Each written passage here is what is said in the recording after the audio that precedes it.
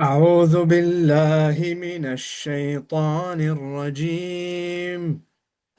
بسم الله الرحمن الرحيم. إن الذين يبايعونك إنما يبايعون الله يد الله فوق أيديهم فمن نكث فإنما ينكث على نفسه ومن أوفى بما عاهد عليه الله فسيؤتيه أجرا عظيما. سيقول لك المخلفون من الأعراب شغلتنا أموالنا وأهلنا فاستغفر لنا.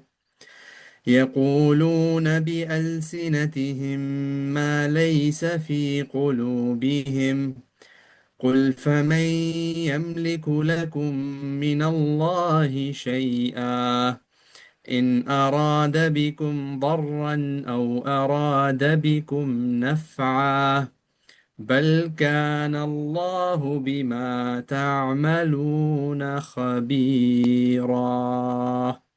صدق الله العظيم. Assalamu alaikum wa rahmatullahi wa barakatuh.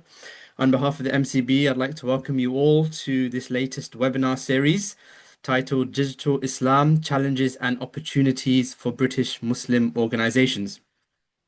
As we know, digital technologies play an integral role in the personal, professional, and social day-to-day lives of the Muslim community here in the UK. And it's really crucial that we understand how we as a community are being impacted by the digital world. A world that is evolving so rapidly that the average person cannot even begin to understand the challenges and the opportunities that we face now, let alone in the near future in 10, 15, 20, 30 years' time. We're delighted to be joined by Dr. Sadiq Hamid, who works with the Digital Islam in Britain Research Project team to map and analyze the ways in which diverse Muslim communities in the UK utilize digital spaces. Dr. Sadiq has teaching experience, including designing and delivering various undergraduate and postgraduate courses and modules, such as Islamic studies, religious studies, and philosophy and ethics, amongst others, at various higher education establishments, including Chester University, Cambridge Muslim College, Liverpool Hope University, and University of Wales Trinity St. David. His research interests include British Muslims, Islam in Europe, and America. He has specialized in the study of Muslim young people, Islamic activism, religious radicalization, interfaith relations, religious and public policy, and provided consultation to various public and private sector agencies, including the BBC and the Home Office. And among all of those diverse experiences, he has impressively found time to author a number of books relating to Muslims in Britain. And we're delighted that he is able to join us to help us unpick this topic of how we engage and interact with the digital world. And he'll be specifically looking at the project he's working on, Digital British Islam. This is a 3-year project entitled Digital British Islam: How Do Cyber Islamic Environments Impact Everyday Life? And this is a project that is a multi-institutional project, and the team, including Dr. Sadiq, is undertaking the first ever exploration of the social impacts of digital activities that focuses on lived experiences of diverse Muslim communities in Britain. Digital British Islam is mapping and interrogating the impact of the exponential growth of cyber Islamic environments on intergenerational transformations within diverse UK Muslim communities and the extent of their influence on Muslim lives, societies, practices, and beliefs. And so, without further ado, I'd like to hand over now to Dr. Sadiq. Dr. Sadiq, welcome to the webinar. You'll have Assalamu about alaikum. 30 or 40 minutes to be able to present. If anybody does have any questions as Dr. Sadiq is presenting, please do post them into the comments and we will address them after he has concluded. Jazakallah khair. Dr. Sadiq, over to you. Bismillah. Thank you so much, Talha, and Assalamu alaikum again to everybody who's here. I'd like to thank the MCB for this opportunity to share the Digital Islam in Britain Research team's findings.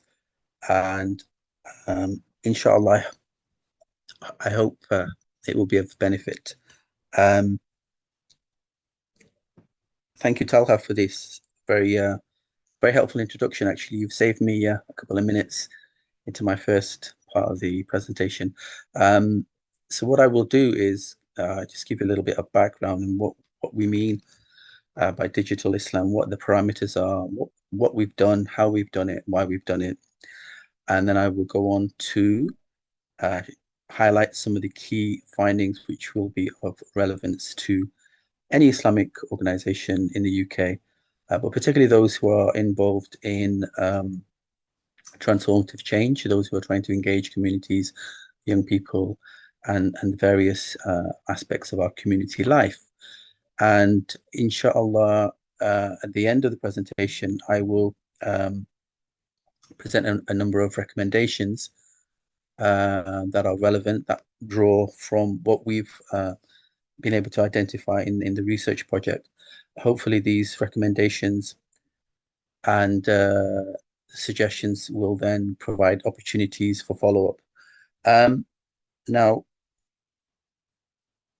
firstly, what I'd like to do is just get a quick indication of our current audience background in the sense of um, can you those of you who are here, can you give me an indication, maybe, I don't know, in the chat box, or if there is a thumbs up facility on Zoom, how many of you are actually working within the Muslim voluntary sector or the Islamic organizational landscape? Can people just indicate? Because I think there's about 16 people at the moment. I just want to get a sense who I'm speaking with at the moment. That would be really helpful if people indicate, because I can't see who's attending. Okay. Let's have a look. Okay. So we've had one person say, okay. All right. If other people are too shy to respond, that's fine. That's usually I like to know who I'm speaking with. No problem at all. So, oh, I've got a few more. Let's have a look. Haha. Oh yes, I know Dr. Fozia here, mashallah. Okay, so yeah, that's fine. I just yeah. So with this presentation, it's almost hopefully will be a helpful prelude to the event the MCB is hosting, mashallah, uh, in a few weeks' time, which will be a really deep dive into the subject of AI in Muslim communities. I think that I'm really looking forward to attending that myself. So what I'll do then is just provide first an overview of the project, and I have to warn you, it's quite a few slides, so do bear with me. Um, just hang in there. I'll try to get through them as fast as I can, and not speak too fast, because I have a tendency to speak fast and I've got a lot of material to cover. Okay, Bismillah. Um, I want to put it on slideshow. Hopefully, slideshow will work. Right.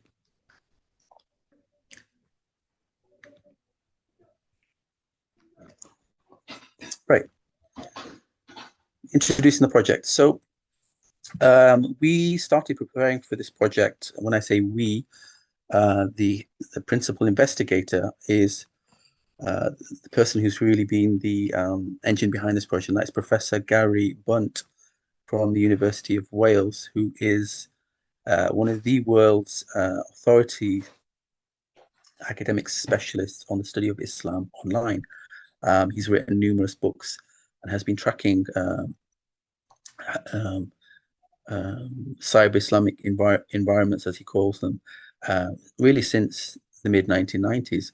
So he essentially recruited the team, colleagues from Coventry University, co-investigator, Professor Saria Shiruvaliil, contractor, myself, Khadija Al Shayal, who some of you may know, Professor Frederick Volpe, Laura Evans, and Alomgir Ahmed. So There's quite a few of us actually, and we've been working on this for just over 3 years now. We've come to the end of our project, and it is a very comprehensive mapping of the digital landscape and the ways in which Muslims, British Muslims, have um, created and consumed different types of content, and analyzing really what the implications of that are. So we've looked into, broadly speaking, uh, 4 areas, but we focused in on 3 particular domains. So we've looked at Muslim societies. When we talk about Muslim society, we're talking about British Muslim community life, how particularly the idea of lived Islam, our day-to-day practices and how we interpret and integrate Islamic values and beliefs into our day-to-day life, really. And that is something I think really sets the context of how we've approached this, really from a generally a sociological perspective, I would say.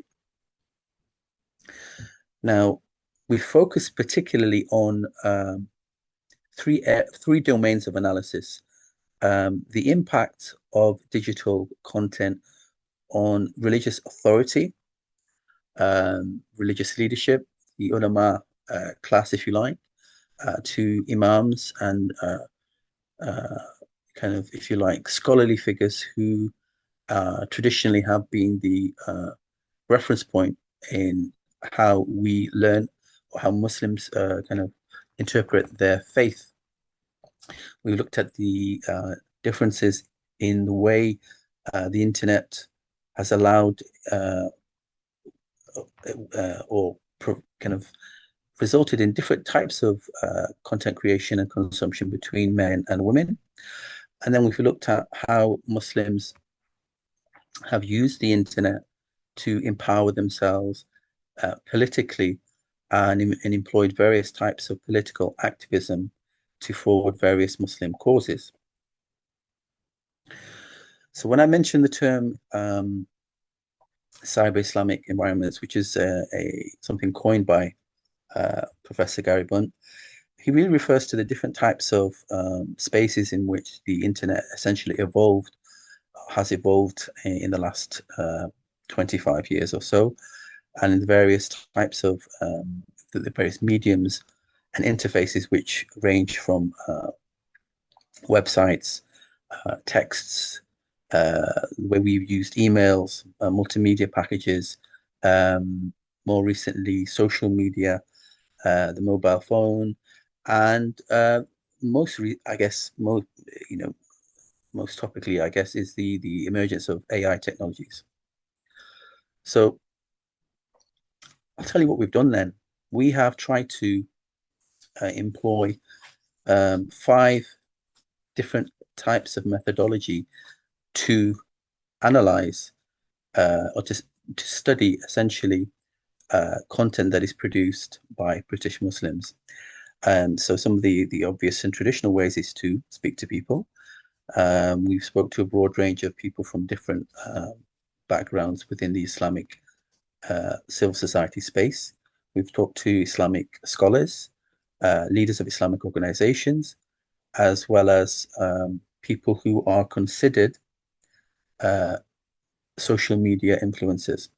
We also conducted a number of focus groups across the UK, and we employed an analysis, a very, very comprehensive analysis of close to 500 websites, which were digitally archived. And we also had a select group of people who kept digital diaries.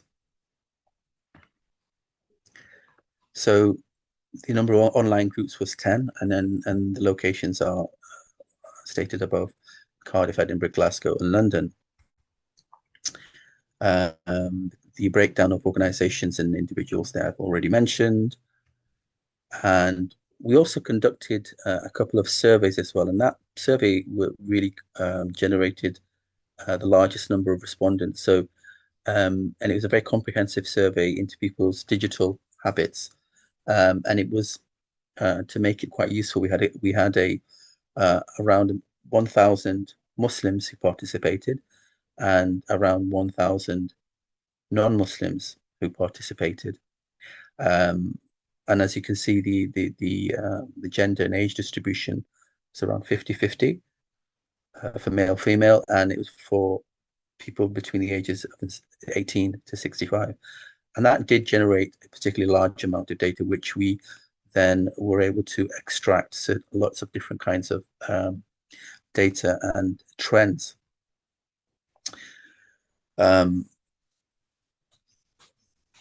if those of you are interested in methodology, I am kind of going through this quite fast, as I said I would, because I do want to finish within the time limit and then make it through these slides. These are the types of question areas that we were asking people, for example, in the survey, around their general usage, how it relates to their kind of, if you like, requests for information on Islam, what their actual experience was of using different types of website and interfaces, and also how that impacted upon their relationships in the offline world.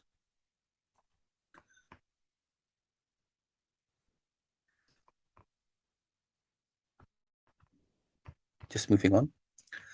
Just to give you a flavor of some of the responses from the participant diaries.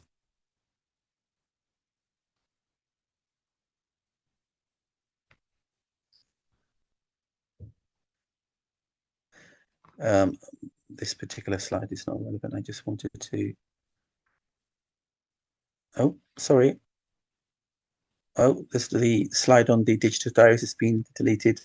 My apologies. I'm going to skip straight to our Digital Islam website, which everybody is welcome to view. You can look at it now if you want, or carry on following the presentation. And that's really the place which we have uploaded a lot of our preliminary findings and analysis thus far. It also has examples of type. It goes. There are deeper dives into the methodologies which we've used, which we have used, and we also have a number of short articles, which again provide snapshots in time during the course of the last 3 years while the research was taking place. And for those of you who are interested, you are encouraged to have a read, and it gives you an overview of the different domain areas and how we've interpreted the data that we have collected. One of the, I think, most valuable kind of outputs from this project is comprehensive mapping, as I say, of over 450, I think it's close to 500 today, of different British Muslim organizations, ranging from mosques to Islamic organizations, service-based organizations, advocacy organizations, youth organizations, lifestyle platforms, and so on and so forth. And these websites will be accessible from here on. The reason I say that, because a lot of websites do actually disappear after some time. It's just the nature of some organizations not being able to continue their website. Some organizations, closing down, and others just disappearing for other reasons. So this archive will provide a very kind of detailed cross-section of the different types of organizations that serve British Muslim communities, certainly from the year 2022 to 2025. And each entry has, in addition to the web page address, it does have a description of what the website's about, and it has some very useful entries. So it's a bit of an interesting resource really there for people who want to research, and just generally, I think, for anybody who wants to find out about the different types of organizations that are working in our communities. So once we examined these individual websites, what we started to do was to generate different types of data visualizations, which summarized the types of activity and services that each website kind of focused on and prioritized. And here you can see, I think most people are familiar with the way word clouds are represented and give you a snapshot really of the most important types of or themes, or if you like the keywords that this kind of really are repeated throughout the website and essentially encapsulate the priorities of each website and what it offers to people. On the other side, you have a different way, which is the different types of networks. We made correlations between different organizations and how they link to partner organizations that do similar types of work, and so we've managed to collect, I mean, a huge amount of data actually. This is just a very very very small sample of the different types of organization linkages and types, if you like. For example, East London Mosque, if you were to crunch all the different key themes, words that and ideas most often found on their website, it would come to something like this. As you can see, a lot of it is around religious vocabulary, and people and places and some of the values that are kind of prioritized by the East London Mosque. That forms a contrast to, say, for example, the Al Manar Center, which is, I mean, just as a first impression, you can see the keywords are around community center, projects, services, the elderly, etc. So each mosque, understandably, or each website has its own set of priorities, and in the way which we were able to process the data set generated these particular word clouds. So just moving on, we did that again. Just again contrast with a kind of a fiqh based platform, Sharia Q&A type platform. This is another visual representation of the kinds of things that were coming up as the most frequently used phrases and concepts. And so what we've done with the project is map different types of prioritization in visual form, in graphic form, which it just gives you a very quick surface visualization of really the kinds of things that that particular organization is focused on, and what it essentially represents. We've also done some graphs, and I won't bore you with that now. I'll just move on. That's a word cloud for that particular, the Darul Ifta website. Okay, so moving on now into the value and the ways which we've all benefited from different types of website.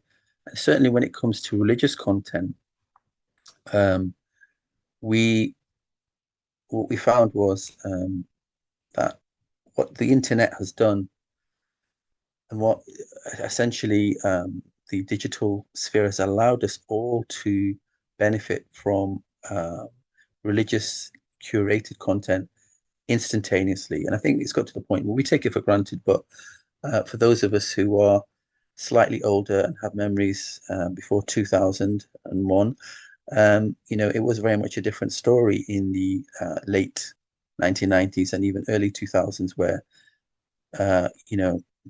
access to the internet meant having a modem and dial-up, which often took quite a few minutes before we were able to get on the web. And that is such a stark contrast to where we are now, where all of us pretty much have um, iPhones or Android devices where we can plug in and access any website pretty much anytime, any day, anywhere. And that distance, that compression of distance and time, and the speed of access is really taken for granted. And it has had consequences, both positive and negative. We've had a number. I mean, so a number of people were commenting on what this meant in terms of the reduction of time and space. And Zara Mohammed, who I think most of you know, the former General Secretary of the MCB, um, provided one of the most kind of relevant kind of quotations in this area and on in the benefits of the availability and the accessibility of the digital technologies. And so it's largely been positive in that sense when it comes to conveying information, being able to circulate information, share information, as we are now, obviously, in real time through this webinar using the platform of Zoom.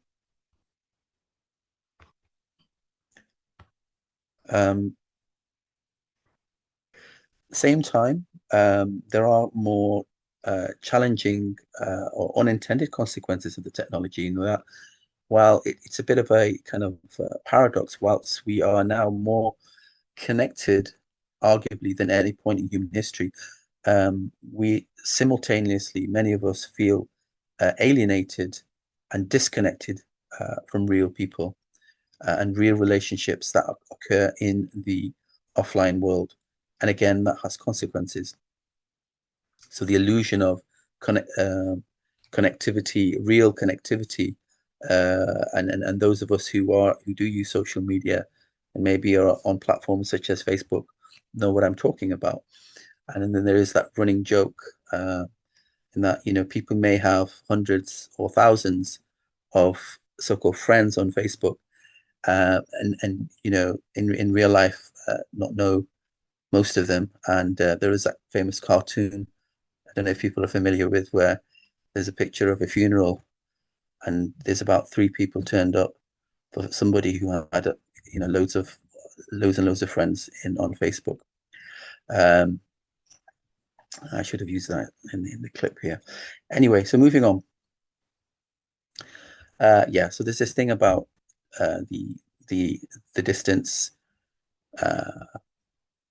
in the way time compression has allowed us to come so close to things around the world and almost go into people's lives, into their front rooms, into their personal spaces. But reality is that it is illusory. It has the potential to allow us to empathize with causes dear to us, but at the same time, it can be on the other side of the world, and in reality, there is still a real world difference and distance that is not that easily bridged, just because we have the technological means to do so. I think the core interest of our study was around in the ways in which people create religious content, how we access it, and how we interpret it, and how we consume it. And so, interestingly, even amongst British Muslims, we did have significant the second languages that were used, and that's not surprising given the demographic breakdown of British Muslims. But predominantly, as you can see in this pie chart, most users were accessing English language-based content and sites, where there was a significant Urdu, Punjabi, and Arabic language consumption as well. Some of the data from the kind of frequency of usage as well is illustrated here as well, and it really does reinforce the idea of us living in a time where really most of us are switched on and are online pretty much 24/7. And those, some of us, to the extent, we never switch off, unfortunately, even when we're times when we're supposed to be asleep. Some of us are still accessing our WhatsApp and getting notifications and skimming through social media. And it again, these things have consequences not only in our personal lives, but in the way which we are always, you know, not wanting to miss out on what is happening around the world, both within the UK and outside of the UK. Interestingly, there was what we found. There was a generational, and I guess not unsurprisingly, really, a generational difference in the people that we talk to. Certainly, the younger generations between the age cohorts of 18 to 24, 25 to 30, and older. And yeah, I guess there's no surprises that people who were impacted and felt that it was important to be connected were in the younger demographics. And so there was definitely a generational difference in the way in which we access the internet and the kinds of things that we're looking at. Moving on now, one of the consequences which I keep referring to is the idea of information overload. And there are various studies that are emerging that indicate that the constant consumption of digital content and the continuous connection has had impacts not only in social terms and in our relationships with other human beings, but actually in our actual brain physiology and neurology. And yeah, I mean, and it's not a surprise then that so many people have become addicted, and it has actually, certainly younger people, resulted in different types of emotional distress and a whole number of issues around self-esteem and the contrast between perception and reality.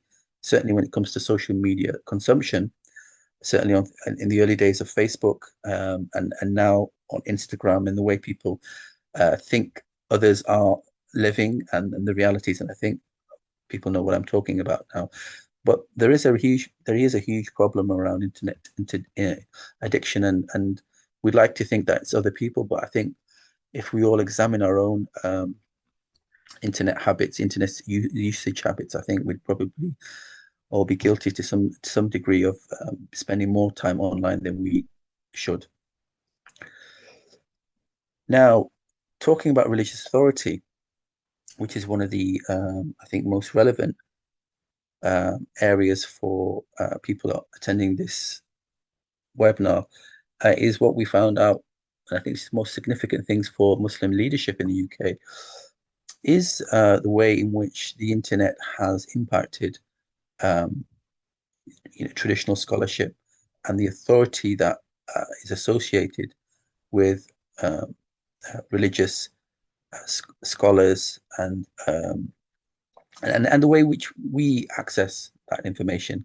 So again, those of us who are a little bit older will remember pre-internet having to go to the mosque, or at the very least trying to identify scholars locally or regionally or maybe nationally who we needed to consult, when we wanted to ascertain a particular viewpoint or a verdict from the Sharia, or to answer a point of fiqh.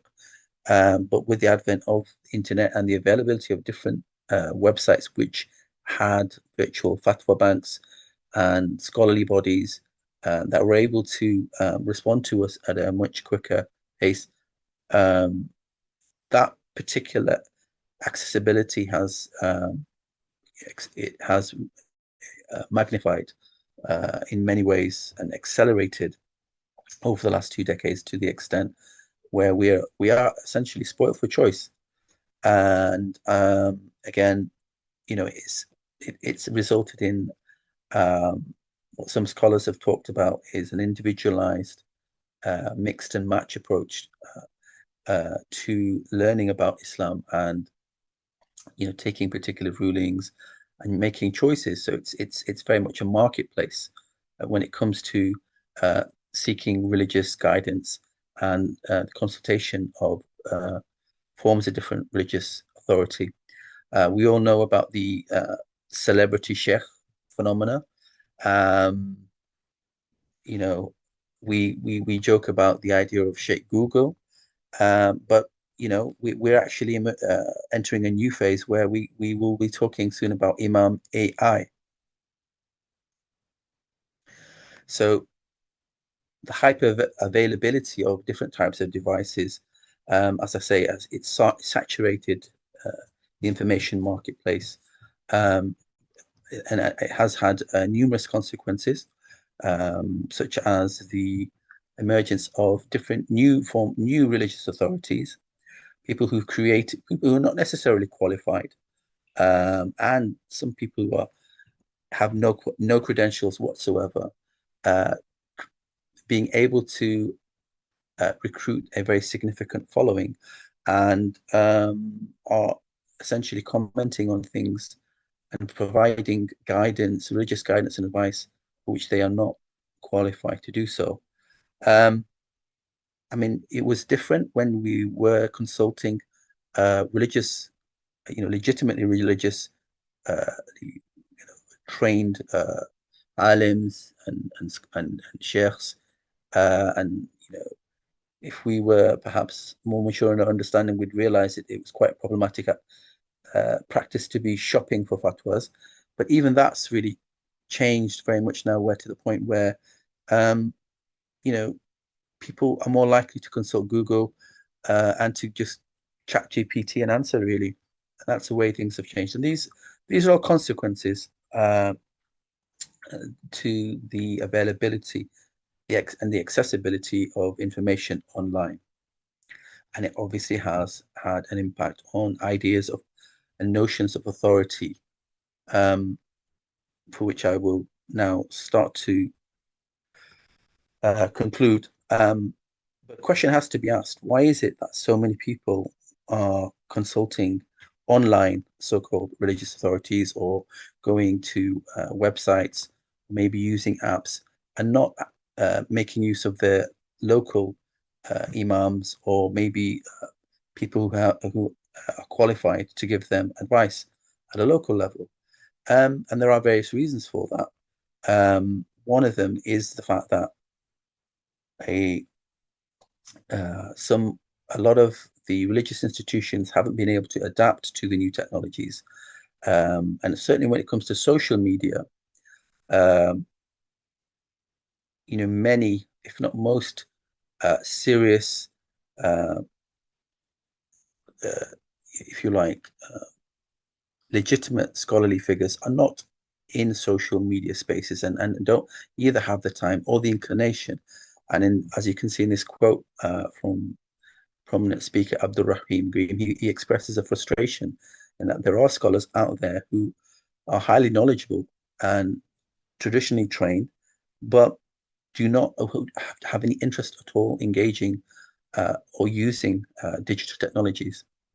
And that is the majority rather than the majority. And again, that creates a void, and that void has been filled by self-styled religious preachers, speakers, and influencers. And another reason why these, excuse the typo here, there's sociologist William Barilo is somebody who we spoke to, given that he is an academic who has studied this area as well. And he gives he gives his own analysis on why particularly young people would be going to social media personalities rather than scholars, and which I think are very, very important. And that is the idea of the the unfortunately some of our most well-known, popular traditional Islamic scholars and religious figures have been embroiled in various controversies, certainly in the English language speaking world, uh, in over the last 5 to 10 years, and there've been all sorts of quite embarrassing kind of scandals, and that has had kind of has had a negative effect in those scholars losing their credibility and their authority, and people looking for um, new types of religious scholars to look up to, or in different figures. People have lost trust essentially in those, and are not really their criteria or their standards essentially are much more lower, if you like. And that does just sound quite patronizing, but that's essentially where we are now. We are at the point where, if it came down to, um, a second, I'm not being able to move my slide. Okay, yeah. So this disillusion with established religious scholars has enabled religious social entrepreneurs really to fill the void, and we are seeing that now. We're inundated. There's certainly those of us who are on social media platforms. They're everywhere. People claiming to have knowledge on Islam, speaking on YouTube, on Instagram, and then TikTok. And what this has resulted in is a gradual displacement of traditional Islamic authority, religious scholars, and the institutions that they are associated with. It hasn't eliminated them completely, but it has resulted in a decline in certainly younger demographics. Um, when we're talking about generation uh, Z, we are talking about the millennials, and even people in their 40s and early 50s are now looking elsewhere when it comes to religious scholarship and religious guidance.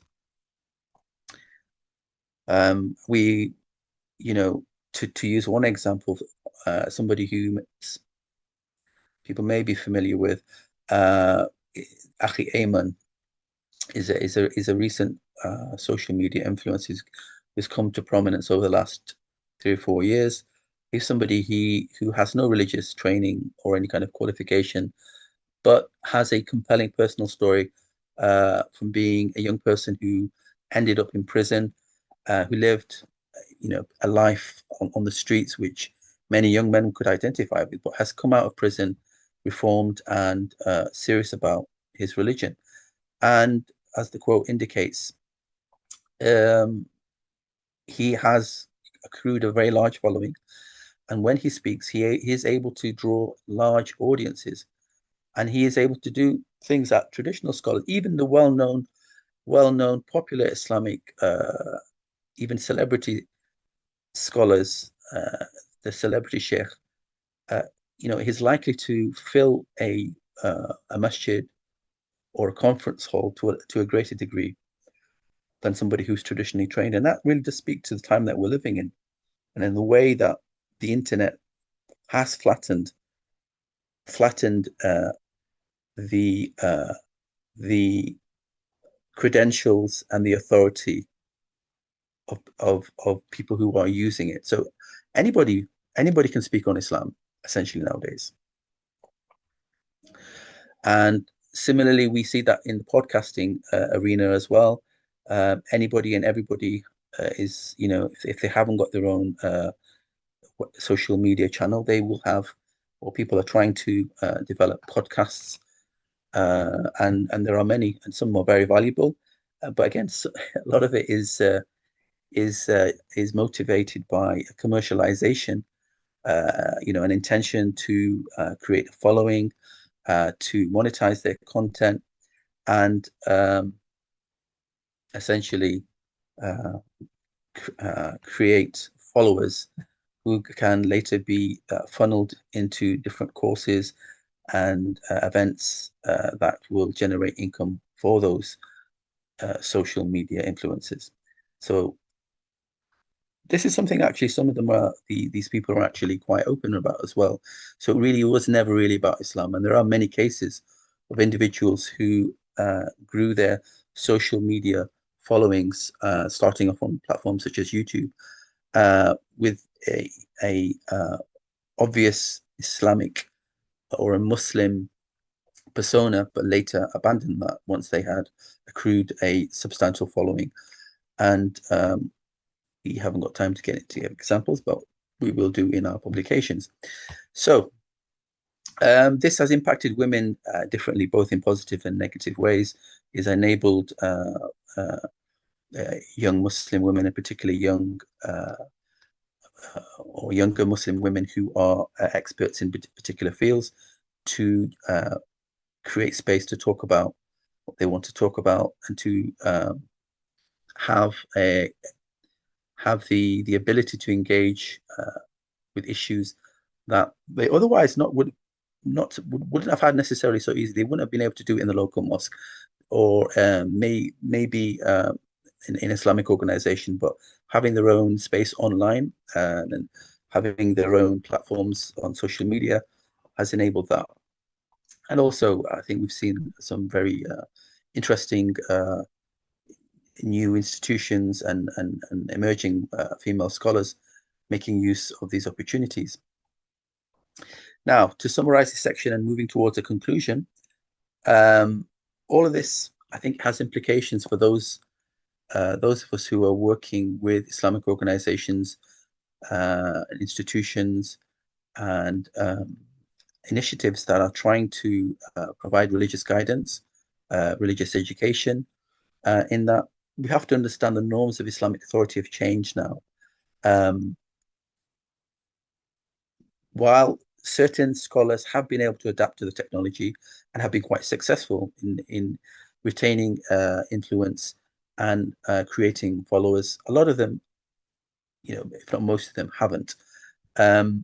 People who are working in this space around community revival, reform, and community service really need to understand this reality and this particular context. And certainly traditionally trained scholars need to reflect on what this very fast-moving environment means for them, and how relevant are they to this changing world that we're all living through. And just to go through this quickly, we want to give you a snapshot of the most influential people from our survey. If I had the time, I would have asked you all to tell me, who do you think are the most who are the most searched individuals in the English language? And actually, the number one person is, does anybody have an idea? Does anybody want to tell me? Mufti Menk? How's a good guess? Yes, it was Mufti Menk. But in our top 10 or top 11 individuals that were most searched, after the ones you've just seen, these individuals did come up. I think the one that really is perhaps troubling the most is the individual in the top left corner, who at one point apparently was the world's most Googled person. So when it came to our actual breakdown of the people who were the most searched, Mufti Menk came up the most, and many times more than the other people that are listed. And that gives you an idea of, and I think it is quite representative of who is being searched, who is being seen as a religious reference point, and essentially whose content is being watched. Religious authority or influencer. So we've got a whole bunch of data around how people and what types of information people actually search. So when they're not looking online, where are people getting their information? And then I unfortunately haven't got time to get into this. Just to give you an idea. Again, the headline is that most people go on YouTube. It's either YouTube or Instagram and TikTok. That's where we are now, especially amongst the younger demographics. And the overall net impact of this is a decentralization and displacement as I've said, of religious authorities and people essentially voting with their fingers rather than their feet, and they will search and they will click and they will swipe uh, to sites that will provide them the information that they're looking for, and that is partly because of the general trend towards shorter attention spans. And that is something, the attention economy is something that Islamic organizations and scholars really need to consider. Now, I just want to finish now really with,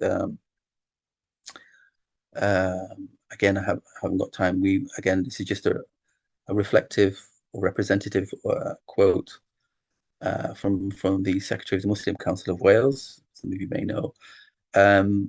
Again, reiterating the point about anybody nowadays can set themselves up to be a religious authority. And it's not necessarily about their credentials or the qualifications or experience. It's about how polished their production quality is of the content that they're producing and putting out there, and how frequently they're doing it. People are literally making content from their bedrooms and are acquiring hundreds of thousands of followers, whereas serious scholars and academics and experts will be lucky to get a few thousand views. There is a very hopeful dimension to all of this, in that Muslim women are coming forward, and female Muslim religious authorities are emerging slowly, and they are carving out their own spaces in terms of the content that they want to produce and the types of conversations that they're having. I just want to finish off now with just a quick overview of the ways in which British Muslims are using the internet. As I mentioned, women are organizing quietly, really, as compared to the men, quietly getting on with it, and are being, in many cases, much more productive and constructive through creation of various websites and forums, podcasts, and other online platforms, and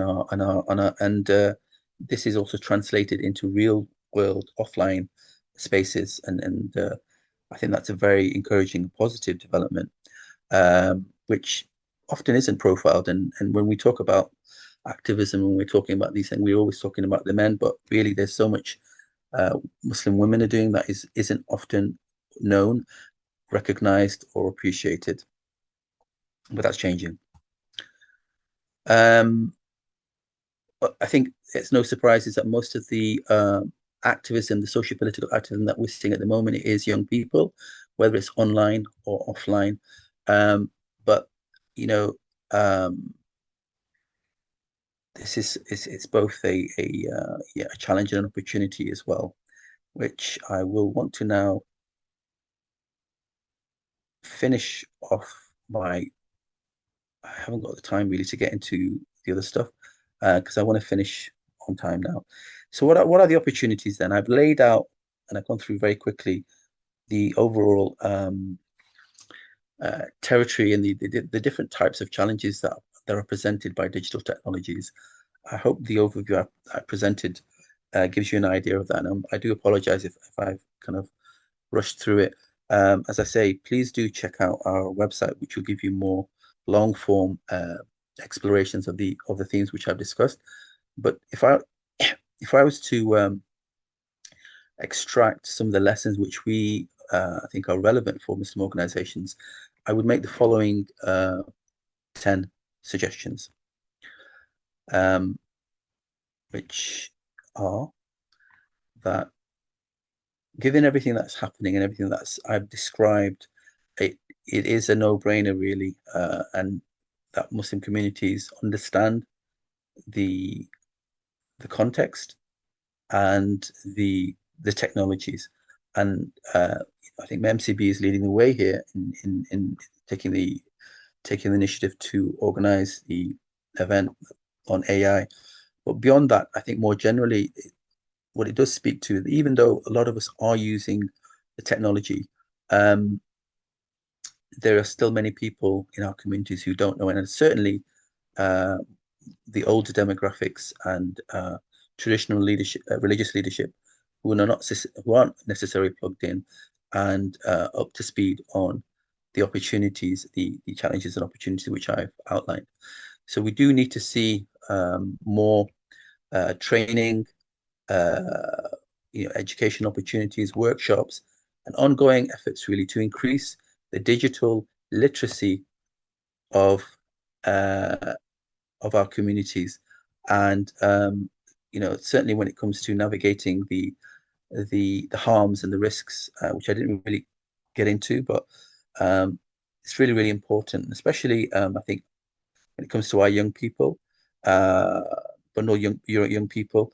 Certainly, I mean, there is such. I mean, that is just a whole new area. I mean, it's not new. It's actually very old of kind of issues that young people are dealing with, and I think uh, we know, or we should know, that most of the British Muslim population is young.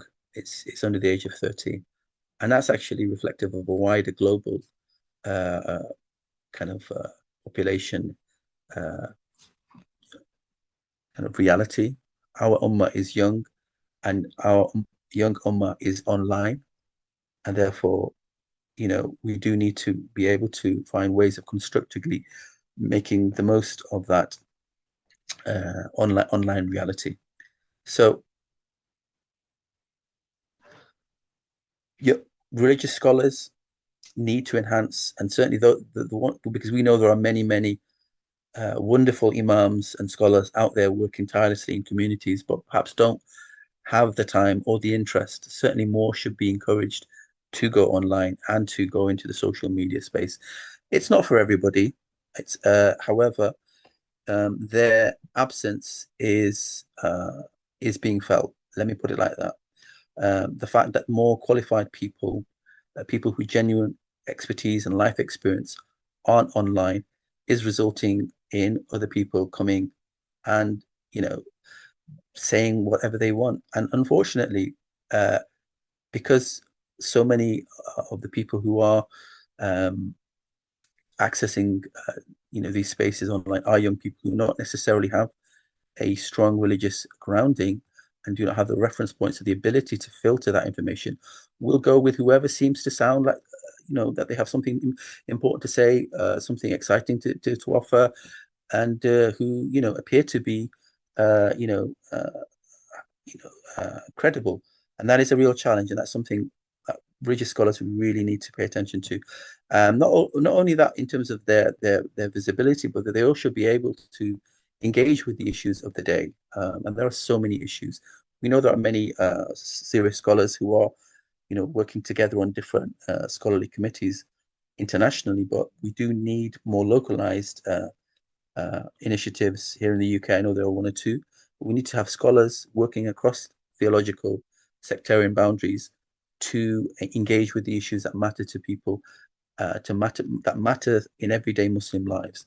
And that's where they will be relevant and seen to be uh, connected to the everyday realities facing British Muslim communities.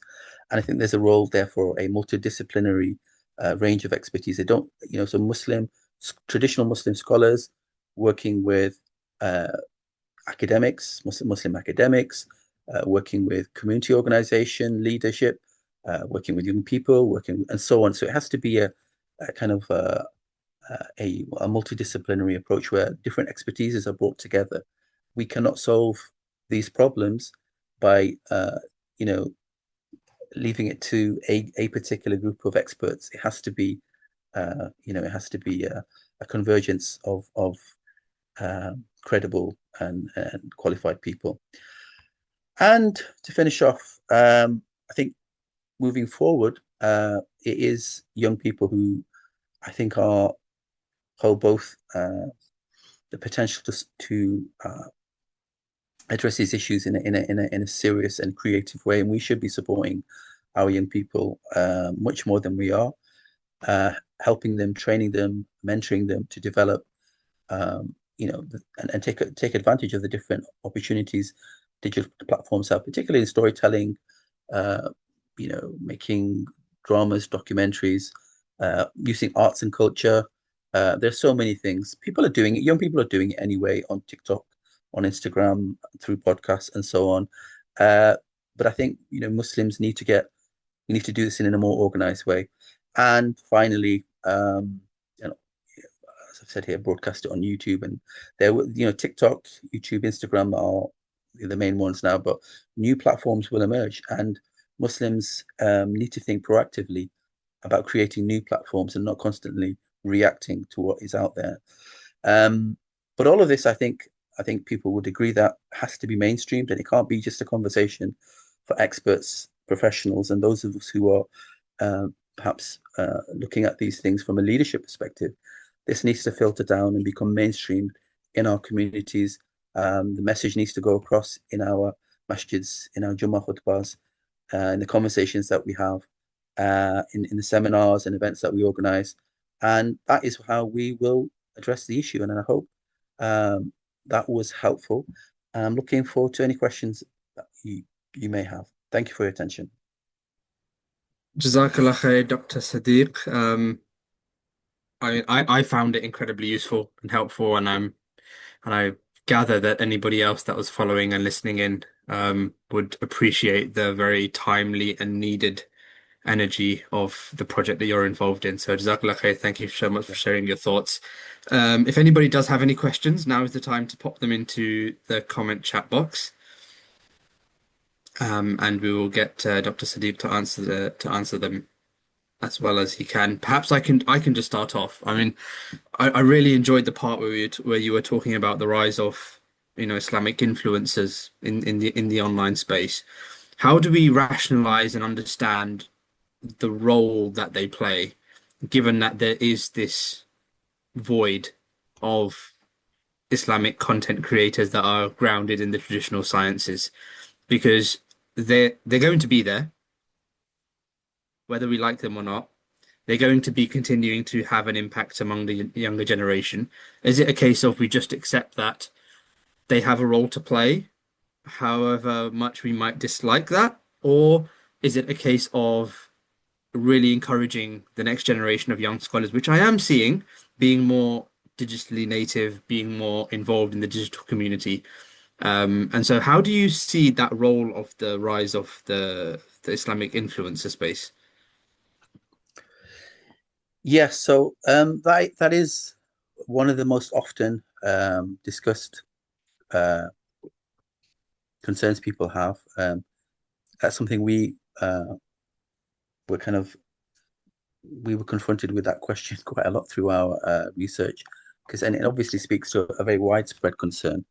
And I think we can all see that. I mean, without going into details, it's just, even though the algorithms kind of are tuned to reproduce the types of content that we personally are interested in, but you can't avoid any kind of search on YouTube or TikTok or I don't know, Instagram, whatever. Yeah, if you're trying to look for a scholarly opinion, inevitably you will come across the same people again and again and again.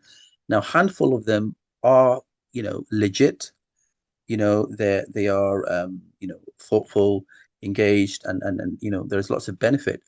But then there's the other people, and again, the other people, which I'm not going to mention names. I think we've listed some of them, and there are many of them. They are a real problem. They're actually very, very problematic presence. And how can you can't stop? We can't stop people going on and posting and producing content.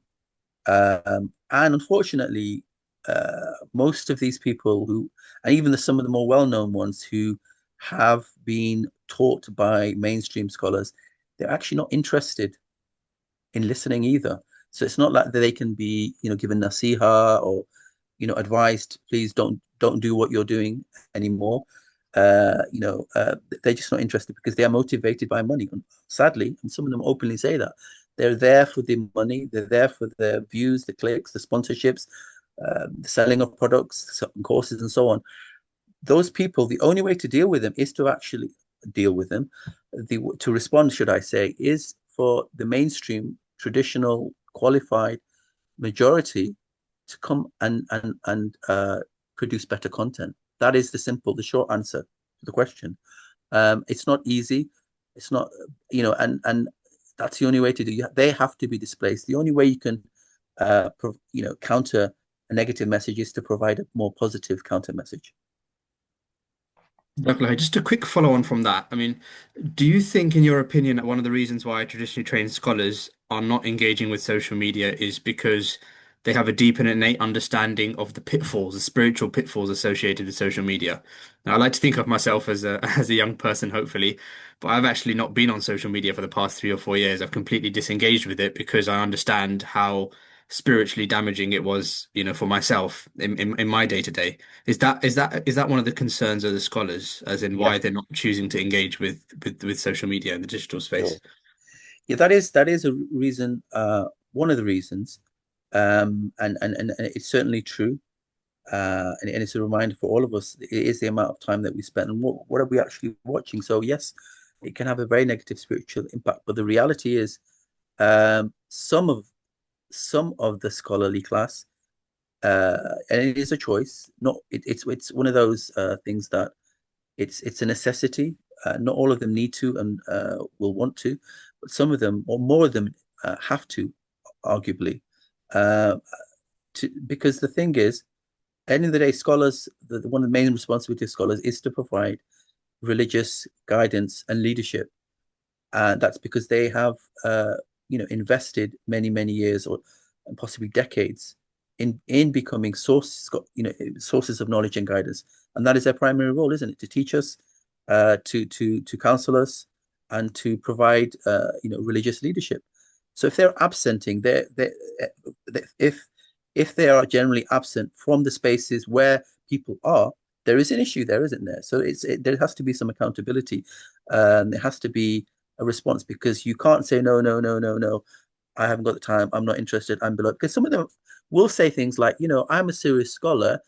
I teach at university. I teach in Institute of Higher Learning. I write books and give lectures. Why would I want to go on TikTok? Right? And that's a fair point. But then that scholar needs to understand that tens of millions, possibly hundreds of millions of young Muslims are now currently seeking religious guidance on TikTok, and they're not getting it from scholars.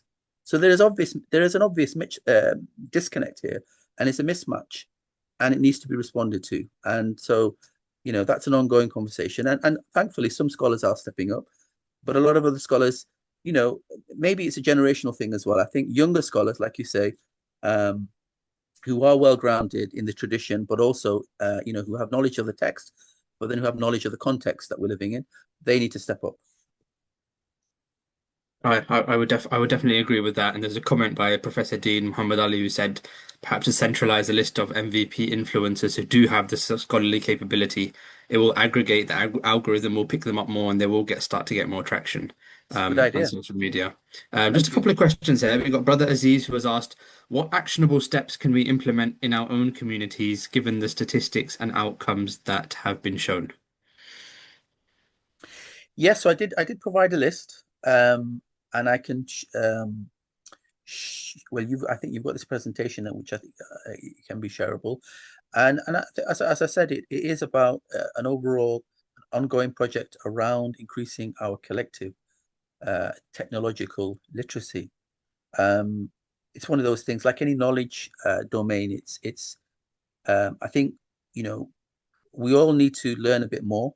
Some of us will have the ability to learn a lot, and some of us will want to go on and become experts in these different knowledge areas. And so, whether it's traditional Islamic knowledge or knowledge of the technologies in the digital realm, you know, we need to be able to harness the technology. This is what I would say, and there are practical ways of doing it. At the MCB's upcoming event, 19th of July, that's a very, very good start. We'll have experts there on the day, helping people to do just that. But it will be an ongoing educational process, because, I mean, if we just stick to the UK, um, you know, uh, people who are trained in this area, can provide training, awareness, workshops, seminars, etc., to help people just to do that, really. So I think the intention has to be there, And certainly we have the expertise within our communities. It's just that we need to get organized and we've got to get out there. Perfect. Another question here from Dr. Wajid. Are you aware of any traditional Islamic institutions, and he's named a few, Al-Azhar, Diyaban, Zaytuna, that is working on including social media and the digital literacy space in their syllabus or as part of their curriculum or as part of a wide kind of educational program? To be honest, I can't answer that question because I don't know for sure. But I do know the conversations are being had. I'm certainly starting to see the emergence of academic literature on the subject, looking at how, I mean, that's been around for a while, but more so increasingly on the implications of AI. So that's happening on a academic level in the English language. What I am pretty sure that's happening also in Arabic and Farsi and Turkish and other Muslim languages, but I couldn't comment on that myself. I just don't know. But certainly, it's one of those things that we unfortunately in the Muslim communities we're quite late to the conversation. And I could give many examples, and so we really we need to get on it. We need to get on it, so to speak, and really certainly here in the UK we have a huge opportunity because we're in the heart of one of the places in the world where these technologies are developed, and certainly British Muslims are well placed to do that. So we have the resources, we have the abilities. We just need to do something about our own Islamic institutions and make sure that this area of knowledge is incorporated and integrated into our teaching and learning for our religious leadership. So this is something for the scholars and the people who are running our institutions at the moment. And I'm sure we'll hear more about that. For sure. No, I'd just like to echo something you said there. I've definitely noticed over the last couple of years a real groundswell of activity in the Muslim tech space, especially in the UK, but also, over in America, we're seeing things like the Muslim Tech Festival, which I was at Yeah. only last month. Yeah. The amount of incredible Muslim entrepreneurs that are developing solutions at the cutting edge of technology. Yeah. So many other different tech ecosystems that are springing up, hackathons for Gaza, Yeah. Yeah. hackathons that are being planned in the Umayyad Masjid in Damascus. So all of Mm. this groundswell of activity on a ground level that's really generated by young people is really promising. It's really encouraging. And you mentioned also, a couple of things around an event that's happening on the Saturday of 19th of July, between 9 a.m. and 3 p.m., hosted by Muslim Council of Britain. It's the first national conference dedicated to AI in Muslim communities. It's going to be a really practical, hands-on day designed to help Muslim-led institutions, mosques, charities learn how to leverage the capabilities of AI. And we're seeing artificial intelligence really becoming that fundamental core pillar of the fourth industrial revolution, and it's going to impact and shape so much of how we engage with digital tech, not only in our day-to-day lives, but in our working lives, in our family lives, in almost everything that we do. And so, as a community, being at the forefront of that, understanding the ethical implications, like you mentioned, understanding how it can drive efficiency in our life so that we can start focusing on some of the more strategic aspects of what we need to get done, while AI can take care of some of the more menial and robotic things that we can program it to do. I think that's going to be incredibly important. And so I can just see that Dr. Wajid has posted the link to register for tickets for that, and he's also very generously provided a discount code for all of the attendees of this particular webinar. So do go and check out that event, try and buy tickets, try and attend. That event will also host the MCB's annual general meeting, which will take place following that particular event from 3:30 to 5:30 onwards. So do try your best to attend. I believe Dr. Siddiq, you'll be there as well, inshallah. Yes, I'm looking forward to it. Yeah, it's going to be a fantastic event, and I think it's I think a really a good step forward, and I think it's something that we need to continue to do. Certainly, I don't know if there are plans to do more events, but this is it. I think it is about taking the initiative and leadership by example. Are there any more questions? I think there's some. Arshad Latif had his hands up. I don't know if he's already asked the question. Assalamu alaikum warahmatullahi wabarakatuh. Jazakallah for that really insightful talk. I'm Arshad, I'm a GP, Nottingham, part of British Islamic Medical Association. A couple of comments, and I'm really looking forward to this conference by MCB. Inshallah ta'ala, will be attending. I don't think we can discuss all the various angles of AI and, of course, our Islamic education and um, uh, imparting knowledge. Just 2 points. First thing is one of the reasons that, again, probably in defense of our scholars, is that we are in a world where videos anything longer than 30 seconds don't get clicks.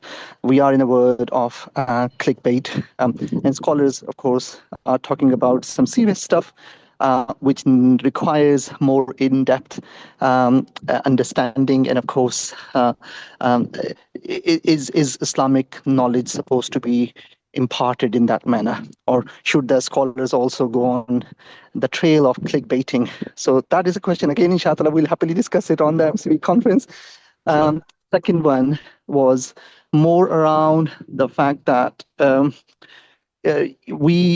you were presenting the stats, these stats are, of course, based on clicks. And you look at, for example, my profession, there are very few doctors, likes of probably Amir Khan and probably a few that you can count on your fingers, who are there kind of generating some really quality stuff, which you can, you can consider them to be high quality on TikTok and other channels. But even in healthcare, it's so difficult to have authentic knowledge shared through these channels unless there is policing. For example, during COVID, you know very well that major social media outlets tried their level best to control what the narrative was out there. So Islamic information knowledge, unless there is policing, there is support from that angle, those who will get the most clicks are likely to be the ones who are more kind of, up to beat with what the young generation wants to watch. They don't have to be authentic. So, the role of policing, I think, is missing there as well. So just 2 points, and inshallah, I hope to see you and others on MCB in the MCB conference. Yes, so just to respond quickly, with your second point first, I think you're right. That it is very difficult because it's the way that it is the way the technology works. It is about algorithms. It's about what is being viewed the most, and content producers know this. It's a race to the bottom, unfortunately, and it's been very unfortunate to see this happening in real time over the last few years. It's horrifying, actually. If you look at just the thumbnails of most of the videos that are put out on social media, it is there deliberately to grab your attention. It is meant to be controversial. It is supposed to be, there's a drama element to it. So and so said this and that, and it's quite pathetic in many ways, actually, in that, and it's dragging us all down. And it's unfortunate because I'm even seeing some credible people starting. They title their presentations, their latest videos in that manner. So yeah, I mean that again, it's the direction of travel, but we can always course correct. And it does go back to your first point. It is about how credible people, religious scholars, experts, professionals, whoever really has, the credentials to be speaking on certain topics. Those of us who have those skills, we do need to do something about it. I think it's about how we organize our content, and I think Professor Dean has made a comment in the chat about this. It is about, even though Islam is, it's a profound religious teaching that we know it's a civilization, it's aqidah, it's fiqh, it's ibadah, it's all of that. But some of the content producers are able to provide, if you like, bite-sized versions, and we're seeing that. But there are limits to that. You cannot learn your deen. Muslims cannot learn religion properly, truly, without the in-person experience, the immersion of being with scholars, in the real world, and that can't be replaced. But until then, we have to acknowledge the inevitable and the reality of the fact that most people now are going online to find out about Islam. So there is a bit of a dilemma there. So if we can have more people, credible people, providing high quality, accessible, relevant content, that can then be a starting point for serious knowledge, and that does work actually as well. So I know some serious institutions, they put out their content, in bite size, in a manner, on Instagram, on social media, what have you, and that leads to people signing up for more serious study. So it can happen, but it's a challenge. It's an ongoing challenge, and I think we can respond to this challenge. And yeah, all we can do is change the algorithm. The algorithm is just going to reproduce whatever is popular, but if we can make high quality stuff popular, then the algorithm will change. Jazakallah khair, Dr. Siddiq. I think on that note, we'll bring the webinar to a conclusion. I'm sure that there's so many interesting discussions and follow-on points that will make for really good discussion and debate, inshallah, at the AI event in a couple of weeks' time. But that's all for now, inshallah. Dr. Siddiq, Jazakallah khair. Thank you so much for your time. Thank you so much for Dr. Wajid and the team at MCB for putting on this very timely and important webinar. Thank you all for attending, and inshallah we will see you all very soon. Assalamu alaikum wa rahmatullahi wa barakatuh. Wa alaikum salam wa rahmatullah. Thank you, everybody. So take care.